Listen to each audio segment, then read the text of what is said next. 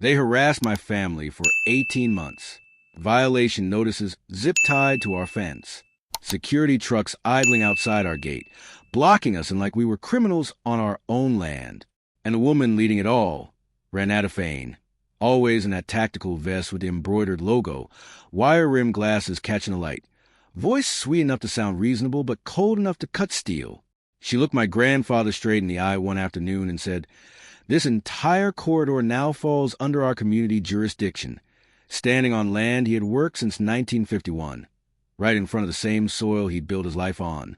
No apology, no hesitation, no shame at all. My grandfather didn't argue. He just gave a slow nod, turned around, walked back into the kitchen, poured himself a coffee, and sat down like he had all the time in the world, because Ranata Thei didn't know one thing yet. The only bridge connecting her neighborhood to the main road wasn't theirs. It was ours. My grandfather built it himself, and he controlled it.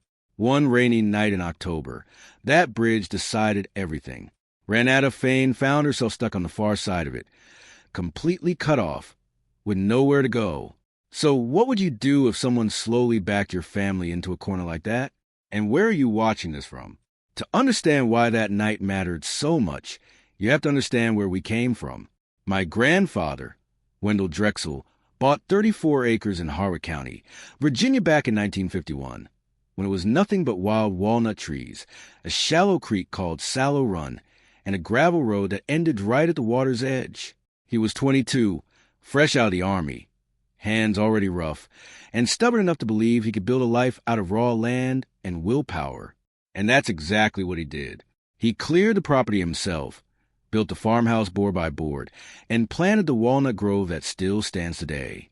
The smell of that place, pine tar, machine oil, Cold Creek water, became what home meant to me.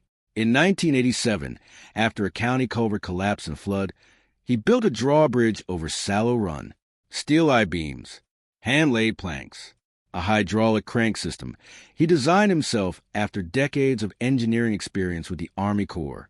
The county granted a road easement across it, allowing public passage, but the bridge itself was still his. Every bolt, every beam, every board. And for years, that didn't matter much. The road led nowhere important, just empty farmland and tree lines. Quiet, peaceful, ours. Then Stone Brook Properties arrived in 2018. By 2020, they had built 240 homes and formed the Harwood Pine Homeowners Association, complete with strict architectural rules and a private security force called HBCS, Harwood Pines Community Security. Their patrol trucks were spotless black Ford F-250s, polished like they'd never touched dirt. But there was a problem nobody accounted for: geography. The easiest western exit out of Harwood Pines ran straight down the county road, past our fence, past my grandfather's shed, and directly across our bridge over Sallow Run. So residents started using it daily. Commuters, delivery trucks, school buses, hundreds of crossings, every day, without asking permission. And then Ranata Thei showed up. She was the head of HBCS. 51 years old, sharp, always dressed like she was conducting an inspection even when she wasn't.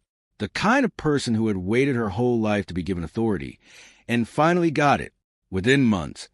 She had issued over 140 violation notices for things like trash cans, mulch color, and wind chimes. Thorough, relentless, obsessed with order. And somehow, she decided our property was next. The first notice came on a Tuesday in March. She parked her truck on the county road, stepped out, walked right up to our fence line, and zip-tied a yellow warning notice to the post, claiming our farmhand's lumber stack violated community aesthetic standards. Our farmhand, Corcoran, told her politely she was outside her jurisdiction. She adjusted her glasses and said, "This corridor is now part of our community footprint." Then she got back in her truck and drove off like she owned the road. That evening, my grandfather found the notice on the fence. He read it twice under the kitchen light. Then he placed it gently on the table and called me